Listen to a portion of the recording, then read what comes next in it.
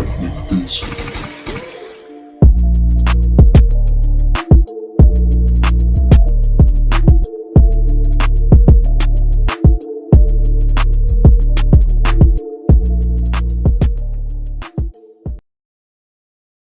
Euro Samurai 155cc. Well, masasabi ko talaga guys sa scooter na ito na hindi talaga tinipid na brand ng Euro Motors. Talaga pong napakasulit nito. Well, common na nga dyan guys na talaga naman pong hawig na hawig ng Honda Click 160cc ang kanyang physical appearance. Pero guys, masasabi din po talaga na sulit po ang motorcycle na to, lalo na nga po pagdating sa kanyang mga features. And kung pag-uusapan naman natin po ang kanyang physical appearance, siyempre makikitaan din po talaga natin siya ng more on aggressive looking, and kitang kita din po sa kanyang pong body pairings na meron din po talaga siyang aerodynamics design para nga po guys magkaroon din po ng less air dragging ang kanya nga pong postura, dahil sa meron po siyang mga cut edges and meron pong magandang pagkakahulma, lalo na nga po para din sa kusot ang angin dito para males ang air dragging. Napakaganda nga po ng kanyang headlight, kitang kita nga rin kung aggressive ang pagkakadesenyo sa kanya. For my personal opinion nga guys, masasabi ko nga po talaga na ang scooter na ito is isa po sa sulit pong inilabas ni Euro Motors. Alam nyo ba guys na kung titignan nga po natin ang kanyang specs and features, makikipagsabayan na nga din po ito sa Big 4 brand ng iba nga po nilang mga scooter. In terms of quality of bike guys, makikita mo din po talaga sa kanyang body pairings na hindi na din po ito pipitsugin. Kitang kita din po na maganda nga po ang ginamit ng mga materyales sa kanya, lalo na nga po guys yung kanya nga pong upuan na meron nga pong magandang leather na ginamit sa kanya seat cover, and meron pong malambot na foam. Samahan mo po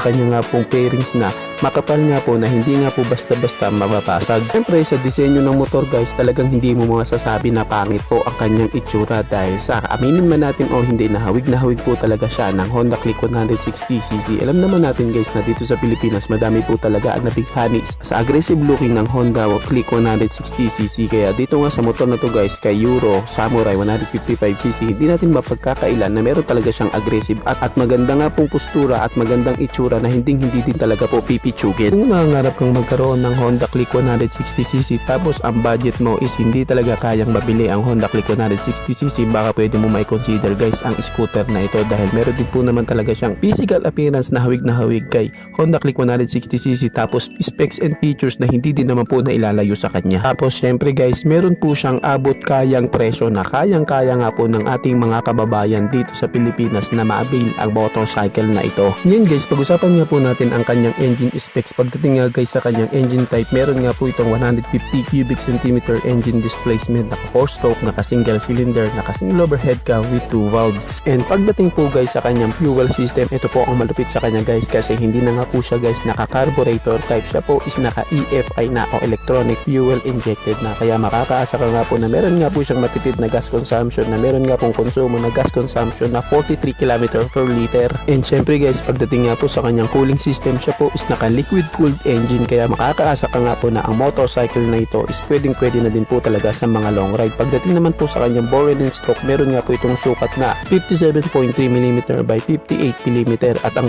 kanya nga pong compression ratio guys is may sukat nga po na 10.6:1. At pagdating naman po sa kanyang transmission guys, dahil sa scooter nga po ito, siya nga po is naka automatic transmission CVT. Then guys, pag-usapan naman po natin ang kanyang mga dimension. Pagdating nga po sa kanyang length, meron nga po itong sukat na 1950mm, at ang kanya naman pong width is may sukat nga po na 700mm, at ang kanyang height is may sukat na 1090mm. Pagdating naman po sa kanyang ground clearance, meron nga po itong sukat na 110mm, at ang kanya nga pong fuel tank capacity guys is meron nga pong 6.5 liters, at ang kanya nga pong dry weight guys is may bigat po na 108 kg. Kaya makakaasa ka guys na ang scooter na ito is pwede talaga sa beginner, dahil meron nga po siya guys na magaan na dry weight na 108 kg na pwede po talaga kahit nga po sa ating mga lady rider. Ngayon guys, pag-usapan naman po natin ang kanyang mga suspension. Sa kanya nga pong unahang suspension, ito po ay ginagamitan ng telescopic fork, at sa likuran naman po is meron nga po itong single shock absorber. And pagdating po sa kanyang front wheel, meron nga po itong sukat na 100 by 80 by 14 inches, at sa likuran naman po is may sukat nga po na 120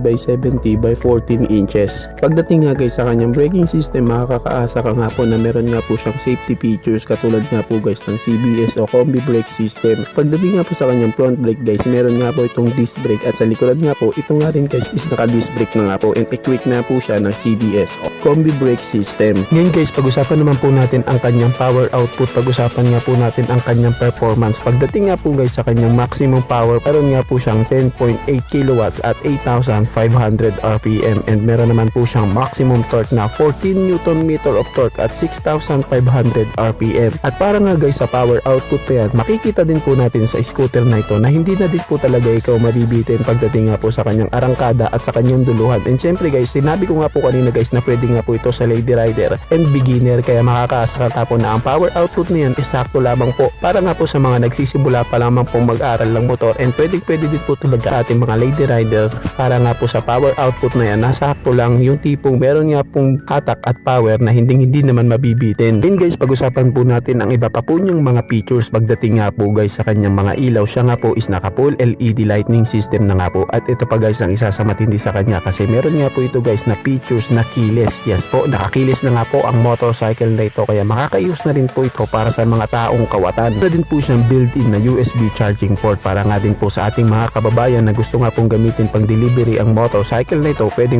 na din kasi meron na din po siyang built-in na USB charging port. Meron na rin po siya guys na strategic ECU placement to avoid exposure to water, and meron nga po siya guys na tubeless rear and front tires, kaya makakaasa guys na okay din po ito sa malayuan dahil less pangamba ka nga po na baka maplatan ka. At pagdating nga po guys sa kanya nga pong panel gauge guys, meron nga po itong LED digital panel with soft touch sensors, and meron din po siya guys na features na side stand kill switch. Alam naman natin guys na isa din po ito sa mahalaga lalo na nga po sa mga scooter, and meron din siyang features na idling stop system. Ang idling stop system guys is ito nga po yung features na kapag huminto ka nga po halimbawa sa stoplight, kusa nga pong mamamatay ang iyong engine pagkalipas ng 2 to 3 seconds para din po makapagpahinga ito. At kapag nga po pinihit mo na ang throttle ng iyong motorcycle, kusa na nga po itong aandar. Yun nga po ang idling stop system. Ngayon guys, dumako na nga po tayo sa kanyang exciting part, yung kanya nga pong presyo. Magkano nga ba ang presyo ng motorcycle na ito? Ang kanya nga po guys na SRP is nagkakahalaga ng 88,900 pesos. Ngayon guys, kung balak nyo nga pong kunin siya sa installment, meron nga po siya guys na down payment na 8,000 pesos. Ngayon kung balak nyo nga pong hulugan sa loob lamang po ng 12 months naman po, ang iyong monthly naman is papalo naman po ng 8,906 pesos. At kung sa 18 months naman po balak nyong hulugan ang motorcycle na ito, ang inyong monthly naman po is magiging 6,457 pesos. At kung sa 24 months naman po, ang iyong monthly naman po is magiging 5,233 pesos. At kung sa 30 months naman nyo po balak hulugan ng motorcycle na ito, ang iyong monthly naman po is magiging 4,499 pesos. At kung sa 36 months nyo naman po balak hulugan ang motorcycle na ito, ang iyong monthly is magiging 4,009 pesos. Kaya talaga guys, kitang kita po sa scooter na ito na isa nga po ito sa pinakasulit nga po na scooter na available na po dito sa Pilipinas. Yes po, available na nga po ang Samurai 155cc. Pwede nyo na nga pong ma-avail. Magtungo lamang po kayo sa mga kasa at outlet Euro Motors at Mitsubishi SYM. Meron nga po yan sila. Magtanong na lamang po kayo sa kanila para sa karagdagang information may kinalaman po sa motorcycle na ito. Kaya talaga naman pong napakasulit po ng scooter na ito, si Euro Samurai 155cc. Motorstar Easy Ride 150P. Yes po, madaming model guys si Motorstar sa kanilang mga Easy Ride. Iba't iba nga po ang model nila ng mga scooter nila na Easy Ride, at ito nga pong pag-uusapan natin is yung Easy Ride 150P. Ito po yung bago nilang unit na dinala dito sa Pilipinas para i-market. Sa senaryo po ni Rusi guys dito sa atin, same lang po sila ni Rusi and Motorstar na nag-aangkat po ng mga motor sa ibang bansa para po i-market dito sa atin. And syempre guys, dahil alam naman natin na abot kayang presyo din po ang mga Motorstar, ang kanila nga po halos na naaangkat na motorcycle dito para i-market is galing nga po sa bansang China. Kaya nga po itong scooter na pag-uusapan natin is isa nga pong China bike. Dito sa Pilipinas guys, madami talaga guys ang inuulang pula ang mga China bike. Marami po ang bash nito ng bash dahil nga sa may mga nagsasabi ang ilan na nanggagaya lang po ng itsura ang mga ito. Katulad na lang guys ng ating pag-uusapan ngayon. Kung titingnan nga natin siya sa unang tingin, talagang hawig na hawig hawig niya nga po yung Honda PCX 160 ni Honda. Kung talagang pagbabasihan natin guys, parang makikita natin na doon nga talaga nakahango ang disenyo ng motorcycle na ito. Pero syempre kahit ganun pa man, alam naman natin guys na dito sa Pilipinas madami talaga ang tumatangkilik sa mga China bike, lalo na nga po sa mga scooter category, dahil alam nila na abot kaya lamang po ang presyo na ito. Syempre kahit anong brand pa yan guys, basta hindi ka maalaga sa isang gamit o sa motor mo, talagang bibigay din po ang motor mo. Alam naman natin guys na makina lang yan, kung walang alaga bibigay din talaga. Ang Easy Ride 150P guys is available na po yan dito sa atin, kaya kung gusto nyo nga pong magkaroon o magkuha ng motorcycle na ito, magtungo lamang po kayo sa mga Motorstar outlet para nga po sa karagdagang information may kinalaman sa motor na ito. Ngayon guys, pag-usapan naman natin ang kanyang engine specs at kung ano-ano nga ba ang dapat nating abangan sa kanya. Ang Motorstar Easy Ride 150P is kargada nga po ng 149.6 cubic centimeter engine displacement, naka single cylinder 4-stroke, overhead cam with 2 valves, at pagdating naman po sa kanyang cooling system, siya po is naka air cooled, and syempre pagdating po sa kanyang fuel system, siya po is naka carburetor type pa din po. Yes po, hindi po siya guys katulad nung isa niyang model na naka fuel injected na, naka carburetor pa rin po ang kanyang fuel system. At pagdating naman po sa kanyang ignition system, siya po is naka CDI. Syempre pagdating sa kanyang transmission, siya po is naka automatic CVT, and pagdating naman sa kanyang starting system, siya po is naka electric push start, and syempre meron din po siyang kick start. Maganda nga po ito guys, dahil sa pag meron nga pong mga emergency, halimbawa hindi umandar ang push start mo, meron ka nga pong kick start para mapaandar pa rin ang motorcycle. Pwede na nga po guys sa pang long ride ang scooter na ito, dahil meron nga po siyang fuel tank capacity na 10 liters. Malaki na nga po ang kanyang fuel tank para nga po sa mga malalayong ride. And syempre guys, pagdating naman po sa kanyang fuel consumption, naglalaro nga po ang kanyang fuel consumption sa 30 to 35 km per liter, dahil nga guys ang kanyang fuel system is naka carburetor type, kaya po ganyan ang kanyang fuel consumption. Ngayon guys, pag-usapan naman natin ang braking system, isang features na mahalaga nga po sa isang motorcycle. Pagdating nga po sa kanyang front brake guys, ito nga po is naka disc brake na, and sa kanyang likuran naman is naka disc brake na rin po. Same na nga po sila na naka disc brake. Wala po siyang features guys na ABS o kahit man na CBS, pero para sa isang 149.6 cubic centimeter engine displacement na isang scooter, malakas na po ang stopping power na yan, dahil sa naka same disc brake na nga po ang kanyang braking system. Ngayon guys, pag-usapan naman natin ang sukat ng kanyang mga gulong. Sa unahan nga, meron nga po itong sukat na 100 by 80 by 14, at sa likuran naman guys is meron pong sukat na 120 by 80 by 14, and ito nga po guys is same na po na naka tubeless na. Pagdating nga po guys sa kanyang power performance, wala nga pong binanggit dito, pero alam naman natin guys na halos same lang po ang engine nito sa iba pa pong mga easy ride na model ni Motorstar, kaya hindi na rin po nailalayo doon ang kanyang power output. Syempre guys, sumasabay na din po ang scooter na ito sa iba pa pong mga scooter brand, kasi po lahat nga po ng kanyang ilaw is naka LED light system na po, and meron po siyang comfortable na seat design. Pagdating nga po guys, katulad nga po nabanggit sa kanyang braking system is naka disc brake na nga po ito harap at likod, pati nga po yung kanyang front storage compartment with cover meron na din guys. Full digital meter display, meron na rin po siyang kill switch function. Siyempre pwede talaga guys ipang long ride ang scooter na ito, dahil meron nga po siyang large capacity storage at meron po siyang maangas na disenyo. Samahan mo pa sa maangas at modern design na keyset with light, at maangas din po ang kanyang naked handlebar. Makikitaan mo talaga guys sa kanyang naked handlebar na talagang meron siyang comfortable na body posture, and medyo may kalaparan nga po ito para din po magkaroon ka ng malawak na steering radius para hindi ka nga po mahirapan sa traffic situation. At dahil sa scooter nga ito guys, alam naman natin na nakakasananay natin na maglagay nga po ng box sa likod para nga po sa karagdagang storage, and syempre guys meron na nga po siyang rear bracket mounted ready. Talagang pag binili nyo po ito, meron na po siyang kasamang ganun. Napakaangas at napakaganda nga po ng stylish passenger footrest foot peg. Samahan mo pa guys sa kanya nga po built-in na USB charging port, kaya pwede talaga ipang long ride ang scooter na ito. At dahil sa available na nga po ang scooter na ito, ang Motorstar Easy Ride 150P dito sa Pilipinas, pag-usapan naman natin guys at alamin natin ang kanyang presyo. Magkano nga ba ito at abot kaya ba talaga ang kanyang presyo? Ang Motorstar Easy Ride 150P guys is nagkakahalaga nga po ng 71,000 pesos. Ngayon guys, kung balak nyo nga pong kunin siya sa installment, meron nga po siya guys na down payment na 23,100 pesos. Ngayon, magkano naman kaya ang inyong monthly? Sa 3 years nga po guys, ang inyong monthly is papatak nga po ng 3,161 pesos. May mga ilan nga guys na nagsasabi na ang Motorstar Easy Ride 150P is hawig na hawig nga po o hinango nga po ang kanyang physical appearance sa Honda PCX 160 ni Honda. Ngayon guys, kung ikaw na nangangarap na magkaroon ng PCX 160 tapos abot kaya lang ang presyo mo na kayang bilhin, baka pwede mong i-consider ang Motorstar Easy Ride 150P dahil kitang kita din naman talaga guys sa kanyang physical appearance na Honda PCX din naman ang kanyang postura. Meron din po siya magandang physical appearance, maangas and magandang mga features, specs na sulit, samahan mo pa sa murang presyo, and syempre pwede sa malalayong rides. At kung ikaw is nagbabalak na mag-delivery rider, pwede din po ang scooter na ito. Kung ikaw naman is commuter, pwede din po dahil alam naman natin dito sa Pilipinas is napaka-traffic din talaga at in demand din po ang mga scooter at talagang hindi ka din po mapapagod dahil po ang Motorstar Easy Ride 150P is maganda nga po ang kanyang body posture. Okay na din talaga po ang brand na Motorstar dito sa Pilipinas. Talagang nakikipagsabayan na din po sila sa mga ibang brand at talaga namang pong sulit din po ang mga inilalabas nila ng mga motor, lalo na nga po sa mga scooter category nila. Isa nga pong patunay dito ang ating napag-usapan na scooter,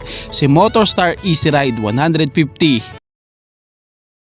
Si SYM Jet 4 RX 125cc. Talagang hindi na naman tayo binigo ni SYM sa kanilang panibagong motor na nilabas dito sa Pilipinas. At ito pa malupit guys, scooter pa nga ito dahil alam naman ni SYM na in demand talaga ang mga scooter category dito sa Pilipinas. Ang inaakala nga ng iba is hindi yan dito lalabas kasi guys, alam naman natin na si SYM is mahirap talagang maglabas ng mga scooter dito sa atin, at yung mga bagong unit nga nila katulad na lang sa scooter na ito, hindi nga inaakala ng mga rider dito na ilalabas ni SYM yan dito. Dahil kilala nga po si SYM lalo na sa kanilang mga scooter category na medyo mataas talaga ang kanilang mga market value. Kaya iniisip talaga ng iba na hindi talaga ilalabas yung scooter na yan dito, pero laking gulat nga natin na ngayon nga po is available na dito sa Pilipinas ang scooter na ito. At ito pa ang malupit guys kasi hindi nga po ganun kataas ang kanyang presyo. Sakto lang para sa isang 125cc na scooter na merong unique na disenyo at panibagong design. Talagang kapag nakita mo ang physical appearance ng scooter na ito, talagang makikitaan mo siya guys ng originality na disenyo, lalo na nga po sa kanyang naked handlebar. Samahan mo pa sa aggressive looking ng kanyang headlight at sa kanyang small body pero napaka-unique talaga tignan. Mayroon siyang maganda at maporma na tindigan. Samahan mo pa sa kanyang napaka-unique na disenyo. Ngayon ang tanong guys, ano nga ba ang meron sa SYM na bagong scooter na ito? Ang SYM Jet 4 RX 125cc nga guys is kargada po ng 124.6 cubic centimeter engine displacement, naka 4-stroke, single cylinder, single overhead cam with 2 valves. At pagdating nga po sa kanyang fuel system, siya po is naka fuel injected na. At pagdating naman guys sa kanyang cooling system, siya nga po is naka air cooled engine. And emission details na Euro 5 compliant. Syempre pagdating sa kanyang ignition, siya nga guys is naka CDI. Ngayon, kamusta naman sa kanyang power output? Pag-usapan naman natin ang kanyang maximum power and ang kanyang maximum torque. Para nga sa isang 125cc na engine displacement, sulit at okay na rin guys ang kanyang power output na 11.3 HP.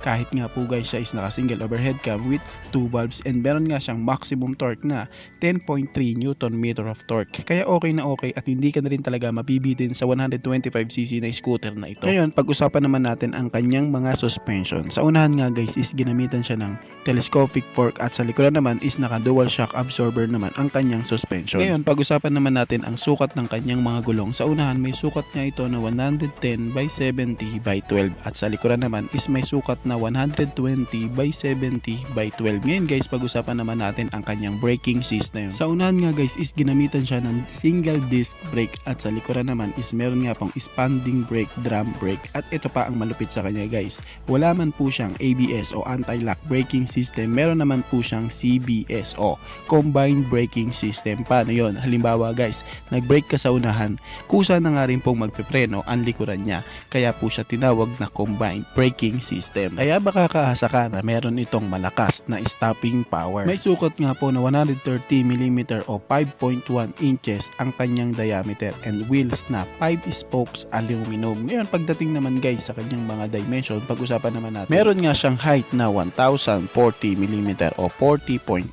inches and meron siyang length na 1900mm or 75 24.8 inches and meron siyang width na 665mm o 26.2 inches and merong sukat na wheelbase na 1330mm or 52.4 inches and meron siyang fuel tank capacity na 6.2 liters at meron siyang dry weight guys na 113 kg. Meron nga siya guys na color variant na pwede mong pagpilian. 5 color nga po guys ang pwede mong pagpilian. Kulay red, black, gray, orange and white. At pagdating guys sa kanyang starter, siya po is naka-electric only and ang kanyang instrumental is LCD instrumental.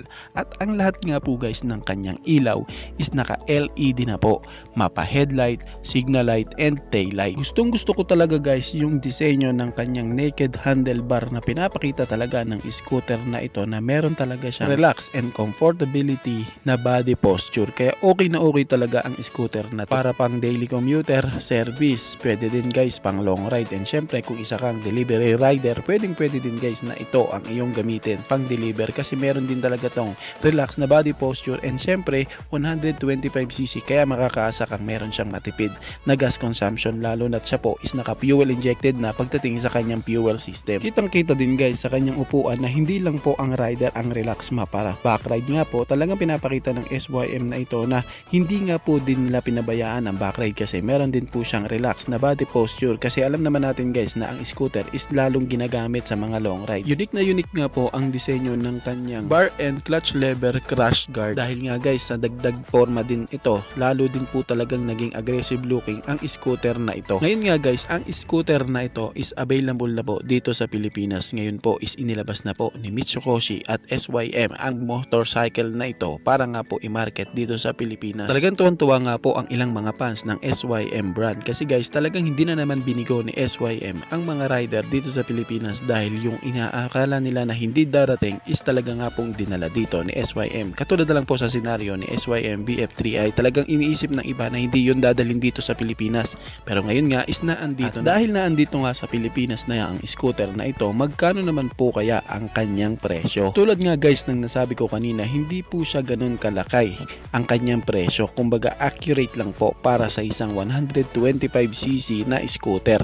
Ang presyo nga po ng scooter na ito guys is nagkakahalaga ng 78,800 pesos. For my personal opinion guys, okay na din po ang presyo na yan dahil ang scooter na to guys is alam naman natin na may kalidad na rin ang kanyang makina. Hindi na rin talaga basta-basta ang brand na SYM at para sa 78,800 pesos, okay na yun guys kasi meron ka ng unique at magandang physical appearance. Syempre may matibay at sulit na mga specs, features at magandang forma na scooter. Talagang okay na din talaga ang scooter na to guys. Saan naman available ang scooter na yan? Well, magtungo lamang po kayo sa Mitsukoshi Motors Philippines Incorporated or kaya sa mga SYM outlet sa inyong mga lugar. Para na din guys makapag-inquire at makapagtanong din po ng mga karagdagan information may kinalaman kay Jet 4 RX 125cc. Kaya talagang isa na naman pong unique, maganda, maporma at kakaiba na scooter ang inilabas ni SYM dito sa Pilipinas na talaga namang kinatuwa ng ating mga mamamayan lalo na ang mga fans ng SYM brand. Kaya talagang inaabangan at talagang kapanapanabik na makita na rin sa personal ang scooter na ito,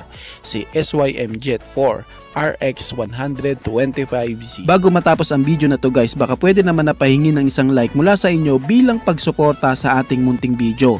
Maraming salamat po. So pwede mo na rin i-share para din malaman ng iba nating mga ka-rider. Sa tingin ko guys is dito ko na lamang po tatapusin ang ating vlog. I hope na nag-enjoy kayo sa aking hinandang video para sa inyo. Pinasisigla ko din kayo guys na i-subscribe ang aking YouTube channel. I-click mo na din ang notification bell para maging updated kayo sa mga susunod na i-upload ko. So dito ko na lamang po tatapusin. Maraming salamat po. Ichi boy. Thank you.